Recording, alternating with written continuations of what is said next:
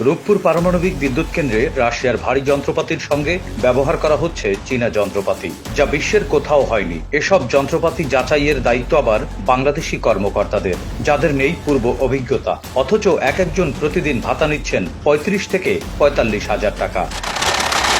Signalling, রেললাইনের মতো অদরকারি খাত তৈরি করে লোপাট করা হয়েছে ৩৩৫ কোটি টাকা, অথচ একদিনও ব্যবহার হয়নি সেই রেল লাইন।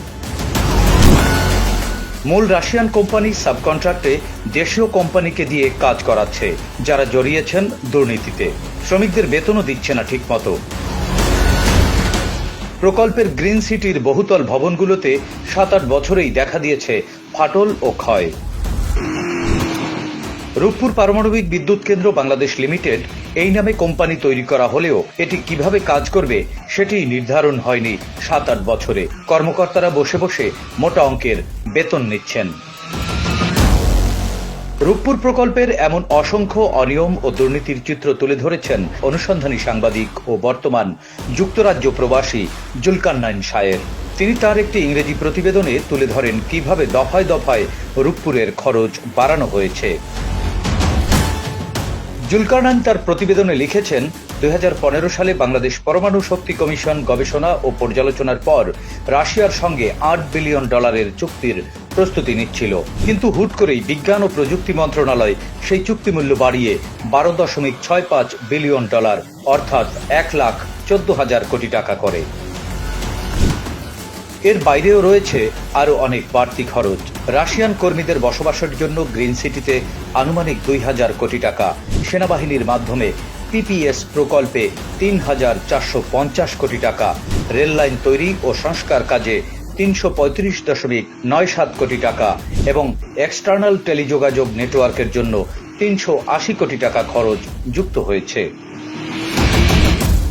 এছাড়া ল্যাবরেটরি স্থাপন, পানি সরবরাহ, অ্যালার্ম সিস্টেমের মতো খরচ তো আছেই। রূপপুরের জন্য যে রেললাইন তৈরি করা হয়েছে তা একদিনের জন্য ব্যবহার হয়নি। জুলকারনাইন জানান, মন্ত্রণালয়ের একজন সাবেক সচিব, সংশ্লিষ্ট প্রতিষ্ঠান এবং রেলওয়ের কয়েকজন কর্মকর্তা এই ফান্ড থেকে অর্থ আত্মসাৎ করেছেন।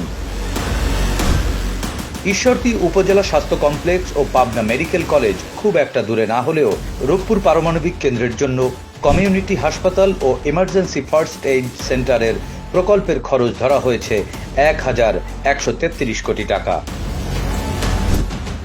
রাশিয়ান কর্মীদের জন্য যে গ্রিন সিটি তৈরি করা হয়েছে সেগুলোর মেয়াদ ৫০ থেকে ৮০ বছর ধরা হলেও মাত্র ৭-৮ বছরেই ফাটল ধরেছে দেয়ালে, ইট পলেস্তরা ক্ষয়ে পড়ছে।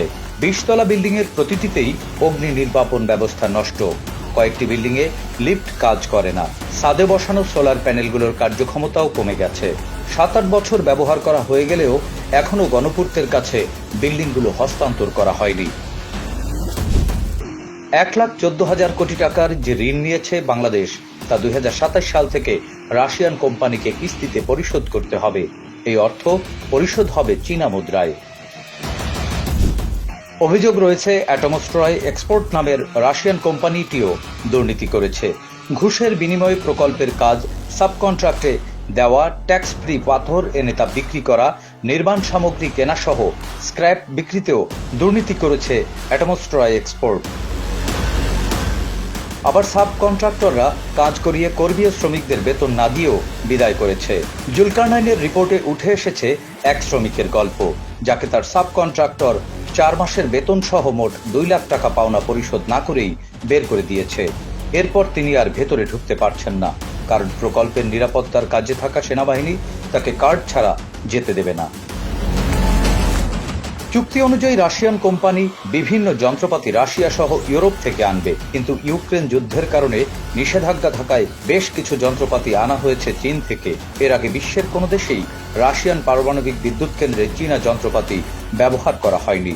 এসবের মান ও মেয়াদ নিয়ে তাই প্রশ্ন রয়েছে।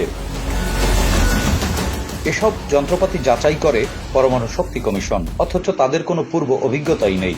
যদিও এক একজনের প্রতিদিনের ভাতা $৩০০ থেকে $৪০০, অর্থাৎ ৩৫ থেকে ৪৫ হাজার টাকা।